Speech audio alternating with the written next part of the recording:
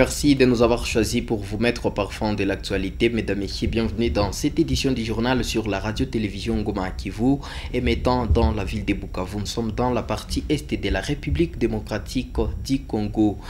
Débutons cette édition du journal par cette actualité fin ce 2 septembre 2020 de la session ordinaire des examens d'État sur toute l'étendue de la République démocratique du Congo au Sud Kivu, plus précisément à Bukavu. Des élèves finalistes rencontrés après ces épreuves de la fin d'études secondaires se réjouissent du déroulement. Ils disent attendre la proclamation pour bien couronner les travaux faits durant ces 4 jours des examens. Suivez ample détail dans ce reportage de Henriette Bachi. Uniforme déchiré, synonyme de non-revoir définitif de l'école secondaire, sourire aux lèvres, ces élèves renseignent que les examens se sont bien passés sans incident majeur. Ils disent avoir passé les examens adaptés aux matières apprises à l'école et remercient les enseignants qui les ont accompagnés tout au long de leur parcours scolaire. Des bagages scientifiques reçus à l'école secondaire, tous ne voient que la porte de l'auditoire à l'université le mois prochain. Certains d'entre eux remercient les autorités du pays pour la tenue de ces épreuves en dépit de la pandémie à coronavirus. L'examen s'est passé très bien. Vraiment, il n'y avait pas de problème selon moi et les questionnaires étaient très bien composés parce que les questions que nous avons trouvées, ce sont de la même matière qu'on nous a appris à l'école. Très bien, nous remercions le gouvernement d'avoir bien composé nos examens. Vraiment, nous nous sommes informés. Mais les problèmes étaient au niveau des élèves parce qu'il y avait ces élèves-là qui ne savaient pas bien compléter leurs identités et assurer la grille. Vraiment, ça ne facilitait pas les travaux aux inspecteurs. Bon, ça s'est passé très bien sur les GC, même à remercier mes enseignants parce qu'ils ont fait grand-chose. Signalons que ces examens d'État se sont passés la fin du mois d'août, début septembre, dans plusieurs provinces de la RDC, suite à la perturbation de l'année scolaire due à la Covid-19. Merci Henriette Bachi. Au site qui vaut toujours Merandono en territoire de Chabunda où il s'observe une tension communautaire entre les Bachi et les Barega. La dynamique pour la cohésion sociale et le développement, coordination du site qui vous demande aux autorités provinciales de dépêcher une mission mixte pour s'enquérir des tensions communautaires à Chabunda. Dans un communiqué, cette structure demande aux autorités d'apporter des solutions afin d'éviter tout dérapage. Le membre de la communauté Bachi dénonce avoir été victime de la haine tribale qui se solde par les cas de meurtre, des blessés et de pillage. La DICODE demande aux autorités politico-administratives du territoire de Chabunda d'assurer la sécurité de tous les citoyens de leurs biens pour la construction d'une meilleure cohésion entre les communautés dans cette partie de la province du Sud Kivu. Je vous propose de suivre Nicolas Kialangalwa dans ses propos recueillis par Christian Mokenge.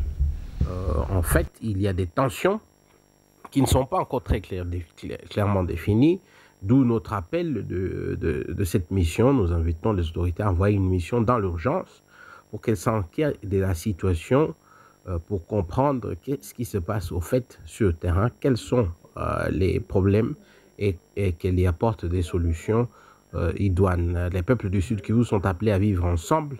Et partout où il y aura des tensions, il faudra que l'autorité prenne ces mesures. En attendant l'arrivée de cette équipe que nous avons demandé à part du gouvernement provincial, nous invitons la société civile, les églises, les autorités sur place à Chabunda, politico-administratives ainsi que coutumières à prendre toutes les mesures nécessaires pour construire cette cohabitation pacifique et ce vivre ensemble, cette cohésion entre les différents peuples qui sont là et plus particulièrement ceux qui sont touchés par la présente crise. Nous pensons qu'il est possible de résoudre ce problème, mais il ne faut pas attendre qu'il dégénère pour qu'enfin on en fasse une priorité. Vaut mieux prévenir que guérir, comme on le dit. Et dans une lettre rendue publique depuis le 9 août dernier, le Komouchi parle de 18 personnes mortes suite au conflit intercommunautaire dans les territoires de Chabunda. Le Barzan intercommunautaire du site qui vous réitère son soutien au coordonnateur national du programme DDRC en la personne de Tommy Tamboué, récemment nommé par le chef de l'État dans un point de procès tenu à Bukavu ce jeudi 2 septembre 2021. Cette plateforme plateforme des communautés dit être prête à s'approprier ces programmes initiés par le président soucieux de ramener la paix en RDC. Face à la presse, les membres des Barza estiment que le peuple congolais devrait tous s'aligner derrière la vision du coordonnateur national du programme de DRCC pour la réussite de sa mission vitale qui est la stabilisation, la restauration et la paix et le relèvement communautaire. Occasion pour eux de sensibiliser les groupes armés au désengagement volontaire et les communautés en conflit à la stabilité ainsi qu'à la cohabitation pacifique.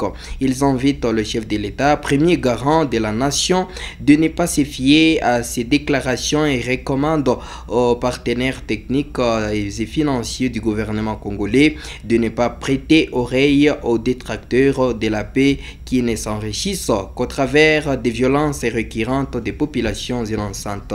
Emmanuel Moussolema Raza est président coordonnateur du Barza. À ce qui précède, le Barza intercommunautaire du Sud Kivu recommande au président de la République, chef de l'État, de ne pas se fier aux déclarations belliqueuses. 2. Aux partenaires techniques et financiers du gouvernement congolais de ne pas prêter oreille aux détracteurs de la paix qui ne s'enrichissent qu'au travers des violences récurrentes des populations innocentes. De poursuivre leur coopération avec le gouvernement dans le cadre du programme DDR-RSS sous le leadership éclairé du président de la République, chef de l'État. D'appuyer les programmes au profit de toutes les composantes sociologiques de la nation congolaise qui, en parfaite symbiose, œuvrent pour la paix et la cohésion sociale.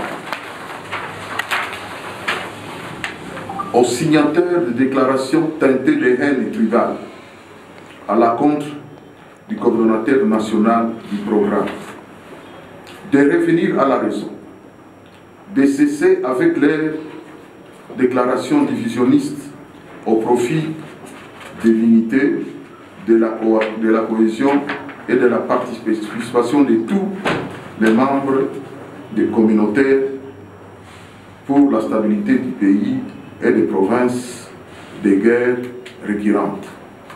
De renoncer à des discours qui présagent un soutien aux groupes armés.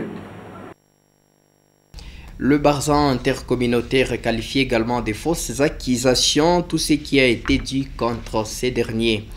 Le ministre provincial des Transports et Voies de Communication et Tourisme Alimasi Malumbi Mathieu vient de transmettre la vision de la gestion de ces ministères pour l'avantage de toute la communauté à ses services techniques. Cette manière de travailler du ministre a été transmise aux différents chefs de divisions et responsables des services techniques de ces ministères. En plus détail dans ces reportages. Autour du ministre Alimasi Malumbi Mathias, différents responsables des services des transports, voies de communication et tourisme ont reçu les injonctions pour un travail de bonne qualité. Pour le ministre Alimasi Malumbi, il s'agissait d'une réunion de mise au point et d'échange avec ces derniers pour tenter de répondre aux attentes de la population. Alimasi Malumbi Mathias, ministre provincial des transports, au micro de la RTNK. Il s'agissait de faire un échange parce que ce sont les techniciens, les chefs de division et les autres, les directeurs provinciaux de services. Et il fallait à ce qu'ils sachent exactement qu'est-ce que nous allons faire dans ces ministères. Les contributions des uns et des autres, les apports des uns et des autres. Parce que nous voulons travailler en collaboration. Nous voulons redorer l'image de notre ministère. Alors il y a beaucoup de choses à faire. Nous avons des objectifs à atteindre. Et nous attendons les résultats. Les résultats ne proviendront, on aura les résultats au moment où nous faisons le travail. Et ceux qui vont faire le travail, c'est juste quand nous faisons une collaboration avec les services, avec les chefs de division, avec les directeurs provinciaux et qui ont une certaine attribution dans notre ministère. En province du Sud Kivu, le secteur des transports et voies de communication fait face à plusieurs défis qui doivent être relevés par l'actuel ministre des tutelles. Et en plus bref, la ministre des Mines Antoinette Nsamba demande à Daniel Ancelo, vice-premier ministre et ministre de l'Intérieur, d'instruire au gouverneur de la province du Sud Kivu, Théo Ngwabidje Kassi, de rapporter son arrêté suspendant les 6 entreprises chinoises pointées du doigt dans l'exploitation illégale de minerais dans cette partie de la province du Sud Kivu. En communiqué avant de boucler cette édition du journal par l'actualité sportive, communiquer la vue sur la vie, la clinique oculaire et vision, OSBL informe le public de la vie de Bukavu et de ses environs que pendant cette période de vacances de nos enfants, les précités, c'est-à-dire les élèves vacanciers, vont bénéficier d'une réduction exceptionnelle de 50% en consultation oculaire et d'une réduction de 20% sur le prix des montures. Cette offre promotionnelle couvre tous les mois de septembre afin de faciliter aux élèves l'accès au bilan de la santé de leurs yeux avant la reprise de l'année scolaire. La clinique reçoit tous les jours du lundi au vendredi de 8 à 16h et samedi de 10 à 12h. Edvision vous souhaite la bienvenue. Votre bonne vue, c'est notre préoccupation. Notez bien, les autres patients qui ne sont pas élèves sont reçus dans des conditions habituelles. Adresse Nyawera à la galerie Bougougou au-dessus de la mosquée en face de la boulangerie Pandore. Contact 09 98 70 39 37 085 37 17 701. La direction de la clinique Edvision signe ces communiqués. Et en sport en plus bref, la RDC est venue de perdre le match qui l'opposait à la Tanzanie aujourd'hui. Donc c'est jeudi. Le match qui s'est soldé sous le score d'un but partout pour les éliminatoires de la Coupe du Monde Qatar 2022. Mesdames, Messieurs, on s'y prend fin cette édition du journal. Merci de l'avoir suivi.